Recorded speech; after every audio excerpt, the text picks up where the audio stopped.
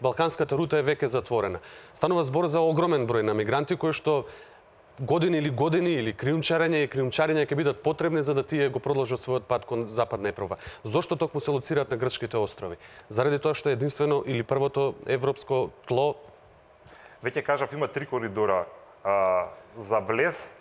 За наш најневралгичен, директно што не засега е Турција-Грција, тој коридор. Интересно, Иван, да се каже, доаѓаат од Турција затоа што има тамо најголем број, наједноставно им е, најмала им е водената линија да стигнат на грчките острови кои што се лоцирани практично многу блиску до турското копно. Заради тоа и најголем број од овие мигранти, мислам дека околу 16.000 има само на островот Лесбос. Знаеме дека тамо е огромен притисокот.